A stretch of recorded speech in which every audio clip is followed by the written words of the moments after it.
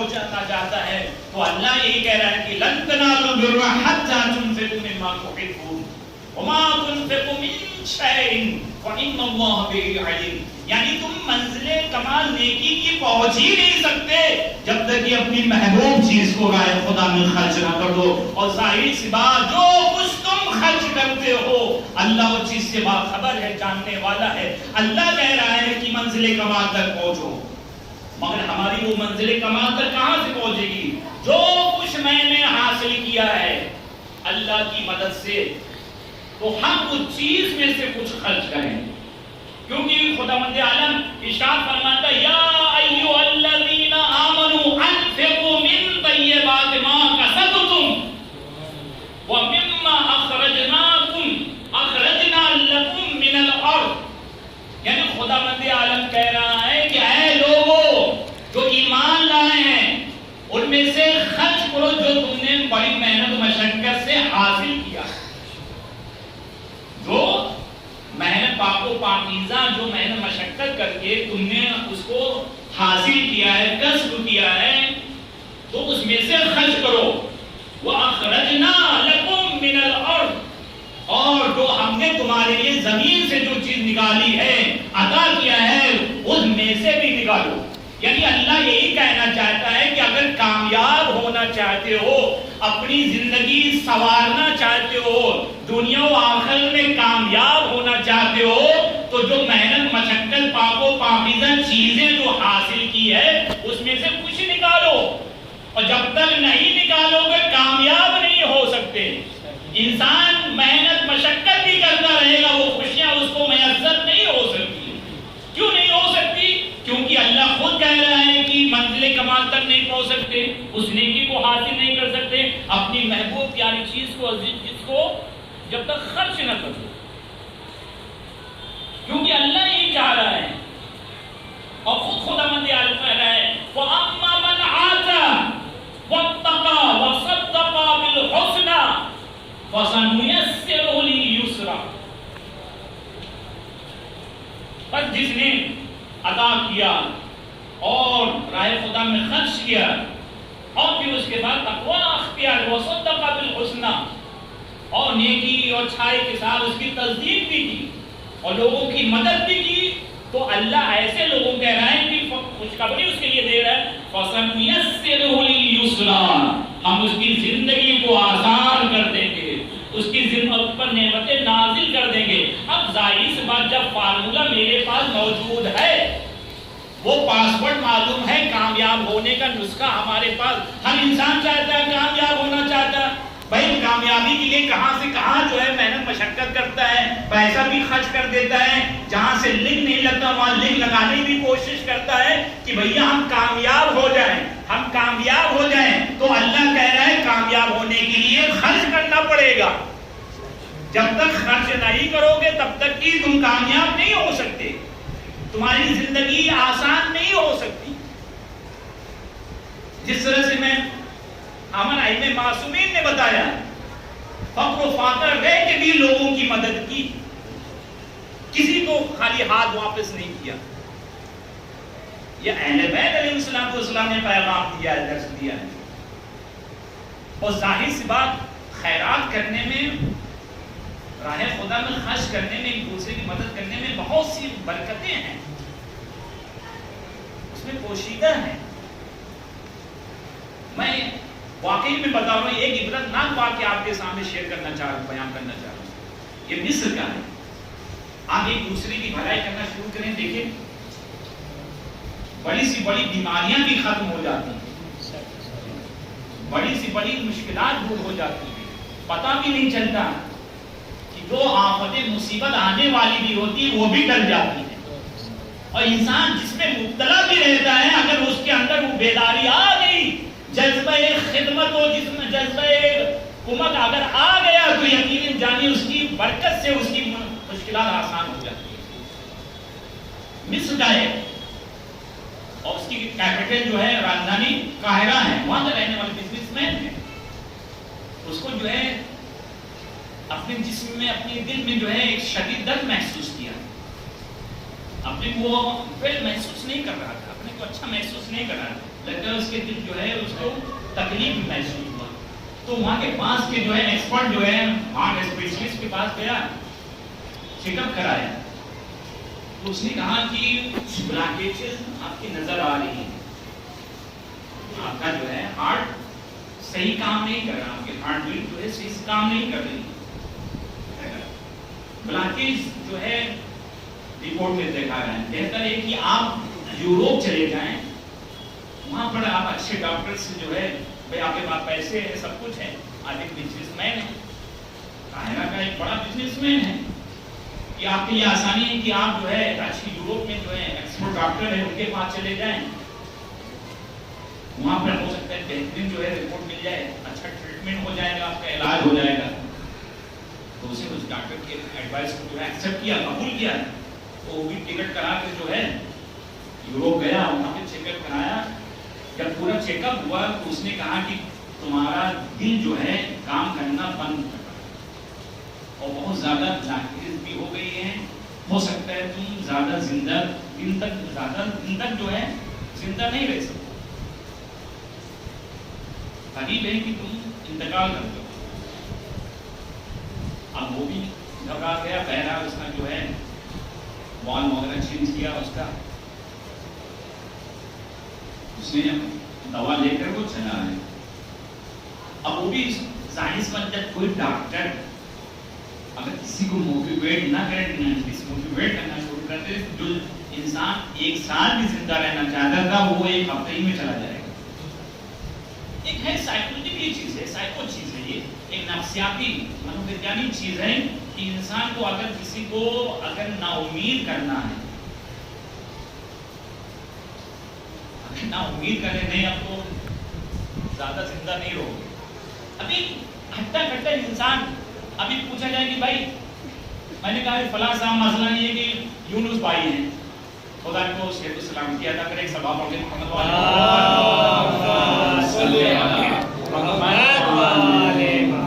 میں ایک سائیکولوجیکل چیز میں بتا رہا ہوں، ایک نفسیاتی چیز میں کہ ہٹے کھٹے ماشاءاللہ سے.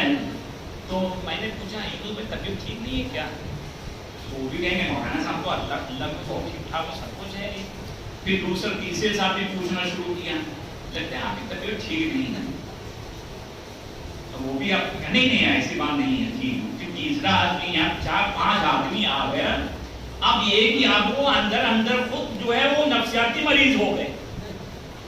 آپ وہ جا کر شیشے میں اپنا چہرہ ایسے دیکھتے ہیں، کبھی دیکھتے ہیں کبھی دیکھتے ہیں، پھر آخر میں کہتے ہیں نہیں لگتا ہے میں مریض ہو گیا ہوں. اب وہ ڈاکٹر کے پاس جاتے ہیں. اب ظاہر پر نفسیاتی مریض جو ہوتا ہے، نفسیاتی بیماری بڑی خطرناک چیز ہوتی ہے. اس کا ڈاکٹر بھی کوئی اس کا نسخہ نہیں ہے کہ اس کو ٹھیک کیا جائے. اس کو صرف موٹیویٹ ہی کے ذریعے سے جو ہے اس کو سائیکولوجی کے ذریعے سے اس کو ٹھیک کیا جا سکتا ہے. اب یہ ہے کہ اس نے اس بزنس مین کو ڈاکٹر نے بتا دیا یوروپ کہ بھائی تم زیادہ دن تک اب زندہ نہیں رہو گے. اب وہ بھی گھبرا کے آ گیا کہ بھائی اب تو جتنا ہے اللہ کر لیں، بھائی نماز روزہ جو ہے کرنا ہے کر لیں. ایک شخص جو ہے وہ ایک قصاب کے پاس، وہ بھی اس کا گوشت کھانے کا دل چاہا، وہ قصابی کے پاس گیا، دکان کے پاس. وہاں دیکھا کہ ایک جو ہے خاتون ہے، ایک عورت ہے، قصابی جو جانور کی اجڑی جو پھینک کرنا، چربی نکال کو باہر پھینک دے کرنا. دیکھا کہ ایک خاتون اس چربی کو اٹھا کے اس میں سے گوشت نکال لے گی، وہ گوشت نکال لے گی. اب وہ اس نے اس بزنس مین کی نظر تک اس پر پڑی، رہا نہیں گیا. اس کے پاس آتی کہ میں نے بہت دیر سے دیکھ رہا ہوں کہ یہ قصابی، یہ قصاب جو چربی پھینکتا ہے وہ اسے اٹھا کے کیا چھینکا ہے. کہا اس میں گوشت لگے رہتے ہیں، وہی میں نکال کے رکھتا ہوں. آخر وجہ کیا ہے؟ کہا میں بیوہ ہوں، میرے چھوٹے چھوٹے بچے یتیم ہیں، ان کو بھی دل گوشت کھانے کا دل لگا، خواہش ظاہر کی کہ ماں مجھے گوشت کھانا. میرے پاس پیسے بھی نہیں ہیں، میرا شوہر انتقال کر گیا ہے، میری مالی حالات اتنی اچھی نہیں ہے کہ میں گوشت خرید سکوں اپنے بیٹے کو کھلا سکوں۔ یہ سننا تو اس کی آنکھوں میں آنسو آ گئے۔ اس نے کہا کہ اتنی ساری دولت میرے پاس ہے اور ڈاکٹر بھی بولا ہے کہ زیادہ تر زندگی آپ کی نہیں ہے، آپ کے پاس زیادہ وقت نہیں ہے زندہ رہنے۔ تو اس نے کہا کہ ہمارے پاس اتنی بے شمار دولت ہے تو کیوں نہ ہم اس پر خرچ کر دیں، ثواب بھی ملے گا۔ اصل اس نے نیت یہ ظاہر کی، توجہ تھا، اس نے یہ نیت ظاہر کی میرے پاس تو بہت سے پیسے ہیں، دھن دولت ہے، اور میری زندگی بھی چند روز بچی ہوئی ہے، تو بہتر ہے کہ ایسے لوگوں کی مدد کی جائے، ایسے لوگوں کی مدد کی جائے تاکہ ثواب ملے۔ تو وہ شخص اس خاتون سے کہتا ہے کہ اے بہن تم گھبراؤ نہیں، تمہارا جتنا بھی گوشت لینے کا من چاہے تم اس سے قصاب سے لے سکتی ہو، اور جتنا بھی چاہے جب بھی چاہے، اور اس سے قصاب سے بھی کہا دیکھو اس خاتون کو، اس بہن کو پہچان لو، یہ جب بھی آئے اور جتنا بھی مانگے اس کو گوشت عطا کر دینا، اس کو عطا کر دینا، اس کو دے دینا، وہ سارا ہی رقم پیسہ حق تم کو دیں گے۔ اب یہ معمول یہ چلتا رہا، اب اس کی زندگی بھی اسی طرح سے چلنے لگی۔ جب کچھ ایام گزر گئے، کچھ عرصہ گزر گیا، اس نے اپنی باڈی میں کوئی تکلیف کا احساس نہیں کیا، کوئی محسوس نہیں کیا کہ ہمارا دل جو ہے، ہارٹ بیٹ جو ہے تیز ہو رہی ہے، پسینہ آ رہا ہے، بہت تکلیف ہو رہی ہے۔ تو اس نے دیکھا کہ کچھ تکلیف بھی نہیں ہے۔ اب ہمارے وہ ایک شک ہوا اس کے اندر کہ چلو ڈاکٹر کو ایک مرتبہ پھر سے اس کو ہم دکھا دیتے ہیں، قاہرہ میں اس لیبارٹری کے پاس جاتے ہیں ڈاکٹر کو، تو اس نے بھی ہارٹ بیٹ وغیرہ چیک اپ کرتا ہے، کہا آپ اس کو بیماری نظر تو آئی نہیں رہی ہے، آپ کا ہارٹ بیٹ تو بہترین چل رہی ہے، آپ کا وغیرہ صحیح چل رہا ہے، کوئی ایسی بات نظر نہیں آ رہی۔ تو پھر اسی ڈاکٹر نے پھر مشورہ دیا کہ آپ ایک مرتبہ پھر جا کر وہاں پہ یوروپ جا کر پھر آپ اپنا چیک اپ کرا لیں، اپنا چیک اپ کرا لیں۔ اب وہ مطمئن ہو گیا یہاں سے، دیکھیں موٹیویٹ ہوا، پہلے وہاں موٹیویٹ کیا تھا، مگر یہاں پر آپ کو موٹیویٹ کیا کہ آپ میں کوئی دل میں کوئی پرابلم نظر نہیں آتی، کوئی بیماری نظر تو نہیں آ رہی ہے جو پہلے تھی یار۔ اب یہ کہ اس کے اندر ایک نئی زندگی، ایک امنگ اور نکلی۔ اب یہ کہ وہ ایک دم پورا فل چارج ہو کے اب وہ یوروپ گیا۔ اب جب یوروپ گیا تو پھر اسی ڈاکٹر کے پاس پھر اپنا جو ہے چیک اپ وغیرہ کرایا، ایکسرا وغیرہ ECG وغیرہ جتنی سب کچھ کرائی۔ پھر اس کے بعد ڈاکٹر نے جب رپورٹ نکالی وہ شزدر رہ گئے، وہ شزدر تعجب کرنے لگے، کیونکہ اس کے بعد پرانی رپورٹ بھی تھی اور نئی رپورٹ دیکھ کر دونوں کا مقایسہ کر رہا ہے، دیکھ رہا ہے کہ جب یہ پہلی مرتبہ آیا تھا تو اس کی اتنی بلاکیج، اس کی نگیں جو والد اس کی ہارٹ کی سب بلاکیج تھی، اور اس کو زیادہ دن تک زندہ بھی نہیں رہنا، مگر اب اس کی رپورٹ جو آ رہی ہے تو اس میں صاف و شفاف ہے، کہیں کسی چیز کا جو ہے بلاکیج بھی نہیں ہے، کوئی پرابلم نہیں ہے، ایک دم تر و تازہ جیسے کہا جاتا ہے، اس کے اندر جہاں کوئی بیماری نظر نہیں آ رہی۔ اب وہ ڈاکٹر جو ہے اس بزنس مین سے توجہ چاہتا ہے، کیا پیغام دیا ہے اسے بزنس مین۔ اب یہ ایک ڈاکٹر اس بزنس مین سے پوچھتا ہے کہ بھائی تو نے کیا چیز کھایا، کیا چیز کھایا کہ تیری بیماری اثر و ختمی ہو گئی، ساری بیماری ختم ہو گئی، کہیں بلاکیج نظر نہیں آتا، تم نے کون سا نسخہ ایسا استعمال کیا ہے۔ اب اس کو جو ہے اس نے سوچا تو اس کو وہی بیوہ کی مدد کی یاد آ گئی کہ میں نے اس بیوہ کی، اس یتیم بچوں کی میں نے مدد کی، کفالت کی تھی کہ اللہ نے جتنا مجھے عطا کیا اس میں سے کچھ میں نے اس کے نام ہبہ کر دیا تھا۔ اس نے ایک جملہ کہا، توجہ چاہتا ہوں، اس مجلس کا حاصل جملہ ہے. دیکھیں اس نے کہا کہ میں جس چیز پر یقین رکھتا ہوں تم شاید اس پر یقین رکھتے ہوگے. کہا میرا علاج وہاں سے ہوا ہے, میرا علاج وہاں سے ہوا ہے جہاں تم یقین نہیں رکھتے. کہا مطلب کیا؟ کہا مطلب یہ کہ جب تم نے آپ نے یہی کہا تھا کہ تمہاری زندگی اب زیادہ دن تک نہیں ہے, تو میں ایک قصاب کی دکان پر گیا تو دیکھا ایک بیوہ اور یتیم بچوں کی ماں جو ہے اس جو ہے چربی سے گوشت نکال رہی تھی. تو میرے سے رہا نہیں گیا کہ میرے پاس اتنی دھن دولت ہونے کے باوجود بھی اگر ہم کسی کی مدد نہ کر سکے تو ایسی زندگی سے فائدہ کیا ہے؟ ویسے بھی زندہ تو رہنا نہیں ہے, مال تو خرچ کر دیا. جب سے ہم اس کی مدد کرتے رہے, جیسے جیسے ہم مدد کرتے رہے, وہ جو ہے میرے حق میں دعائیں دیتی رہی, وہی دعائیں بھی دیتی رہی. اللہ نے اسی کے صدقے میں مجھے شفا عطا کر دیا. ایک صلوات پڑھیے محمد والے محمد پر.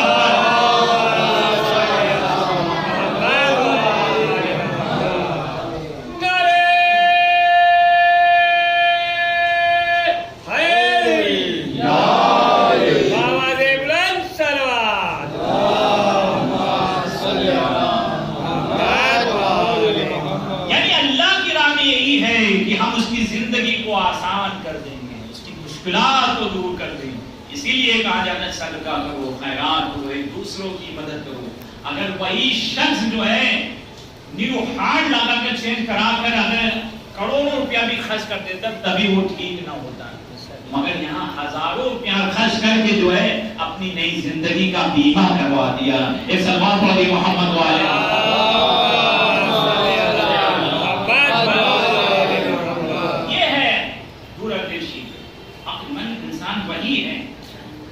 جو اللہ کے بتائے ہوئے راستے پر میتھڈ پہ جو ہے چلے اپنی لائف کو. عزیزان محترم,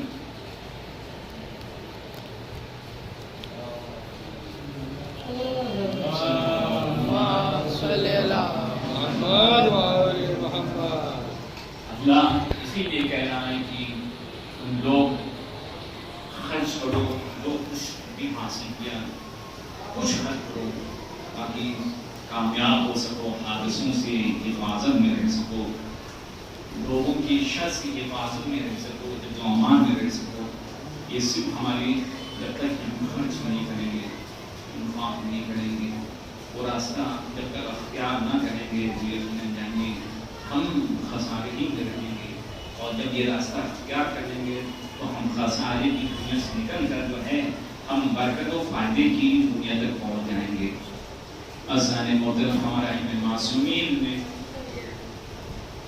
یہ پیغام دیا, لوگوں تک پہنچایا, اور یہ پیغام حق پہنچاتے پہنچاتے رسول کی رحلت کے بعد ان کے دشمن کے خون کے پیاسے ہو گئے. کبھی مولا کائنات کو شہید کیا, شہزادی کو شہید کیا, جلتا ہوا دروازہ گرایا گیا, شکستہ پہلو بھی شکستہ ہوا جس کی سبب جناب مسلم شریف امام حسن کے جسم اقدس پر جو ہے تیر برسائے گئے. امام حسین کے جو ہے ان کے پیارے نانا رحانہ اور محرم کی 7 تاریخ ختم ہو گئی. جی بھر کے ہم پوچھ سکتے ہیں اسلامی محترم, آپ کو کسی لمحہ اڑائے سمائے گا نصیب الشہداء کی جو اب اگلے برس زندہ رہیں گے اسی فرش عطا پر وہ حاضر ہوں گے. کتنے لوگ اسی امید پہ لگائے بیٹھے تھے کہ ماہ مبارک ماہ محرم آئے, محرم کا مہینہ آئے تاکہ ہم مولا کی فرش عطا کو بچھائیں اور شہزادی کو ان کے جان کا پرسہ دے سکیں, امام زمانہ کو پرسہ دے گے, مگر وہ آج ہمارے درمیان نہیں ہے. کل یہی فرش عطا رہے گی, کل ہم لوگ بھی یہاں پر موجود نہیں ہوں گے, تو کب کا وہ بچھونا ہوگا. اللہ اکبر, جی بھر کے ہم مولا کے غم میں آنسو بہائیں. کوئی شرمندگی کا احساس نہ ہو, کیونکہ ایسا ظلم ڈھایا گیا ہے کہ کائنات کا ذرہ ذرہ بھی وہ خون کے آنسو رویا ہے. زمین بھی روئی، آسمان بھی رویا، پتھر جیسا دل بھی امام حسین کی مظلومیت کو برداشت نہ کر سکا۔ اسی لیے روایت میں جب بیت المقدس سے کوئی پتھر اٹھایا جاتا تھا تو خون کے آنسو نکلتے تھے۔ آذان محترم آپ کو کسی غم نہ رلائے سوائے غم سید الشہداء کی شب عاشور آتی ہے، تمام اصحاب و انصار امام پر قربان ہونا چاہتے ہیں۔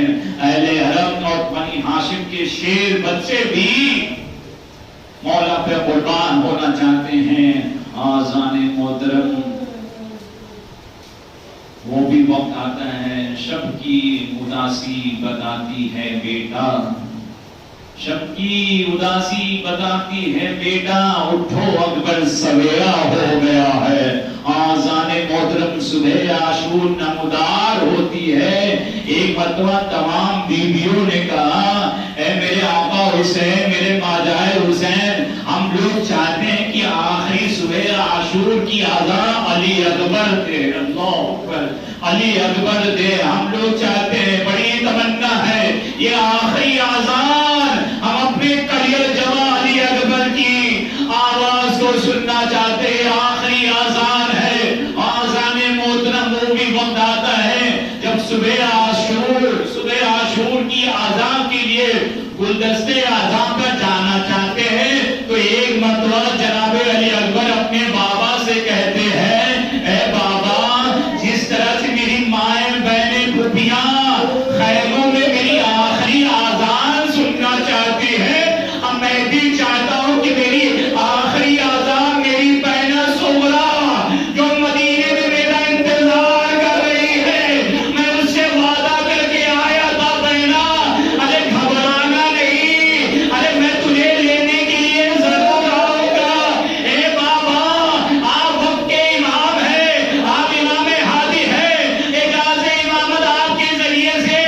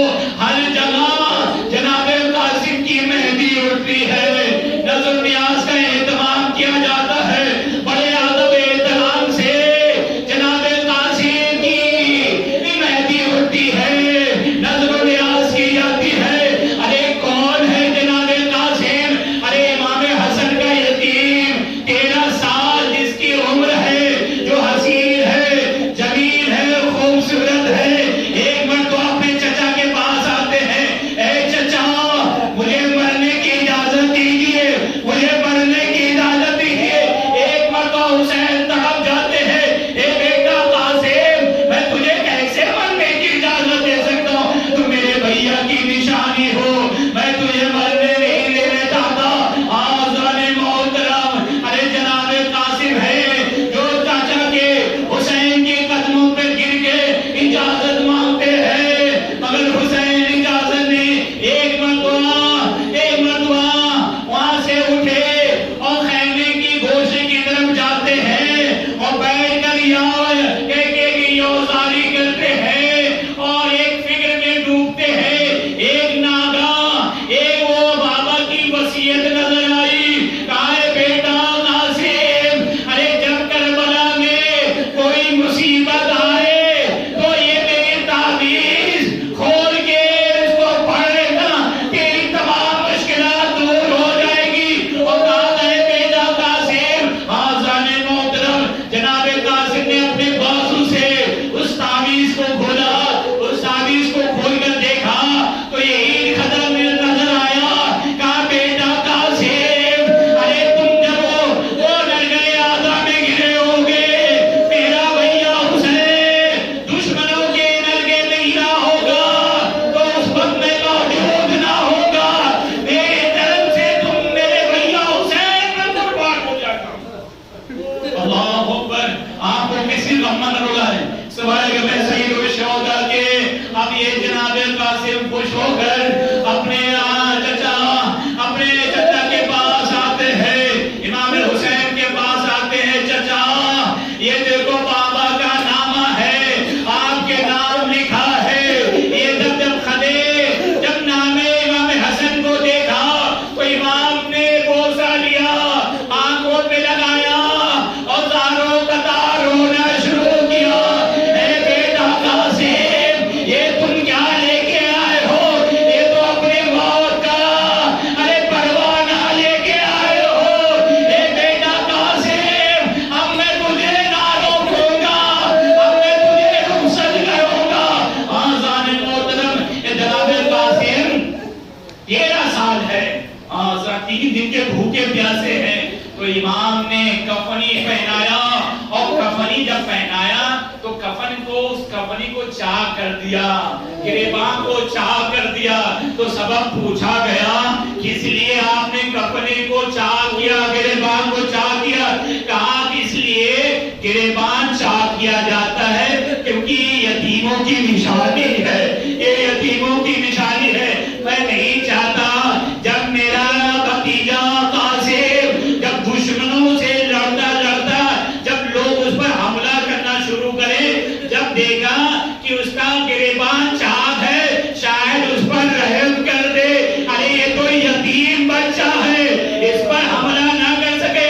آزان محترم وہ بھی وقت آتا ہے کہ جناب قاسم جب مقتل میں آتے ہیں، ارزق نامی کے چار جوان بیٹے بھی آتے ہیں، جو جناب قاسم جو ہے ارزق نامی کے چاروں بیٹوں کو واصل جہنم کر دیتے ہیں۔ جب ارزق نامی جو پہلوان تھا، شجاع تھا، بہادر تھا، جب دیکھا اس کے چاروں بیٹے واصل جہنم ہو گئے، تب اس سے رہا نہ گیا، وہ بھی غیظ و غضب کے حال میں جناب قاسم سے لڑنا شروع کیا، جنگ کرنا شروع کیا۔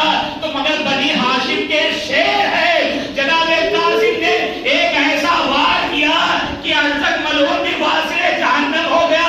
اب پچھلے سال ان میں صاحب دیکھتا ہے، ارے بنی ہاشم کا شیر ہے، یہ جوان ہے، یہ بچہ ہے، ارے اس کو اکیلے جا کر کوئی ہرا نہیں سکتا، کوئی اس کو قتل نہیں کر سکتا۔ اب یہ ہے مشورہ، یہ ہے کہ چاروں طرف سے حملے کیے جائے، تو لوگ تیر مارے، کوئی پیسہ مارے، کوئی بھاگ مارے، ارے بنی ہاشم کا شیر ہے۔ اب یہ انہیں ساتھ کے حکم کی بنا پر اب تو بھاگی ہوئی فوج بھی چاروں طرف سے سمٹی اور ایک ایک کر کر جناب قاسم کے جسم پر ارے تیر مارا، تلوار مارا اور اتنا زخمی ہو گئے، گھوڑے کی زیر سے زمین پر آئے، آواز دی، اے چچا میری مدد کو آئیے، چچا میری مدد کو آئیے۔ عزیزان محترم، اب امام نے اپنے بھتیجے قاسم کی جب اس آواز کو سنی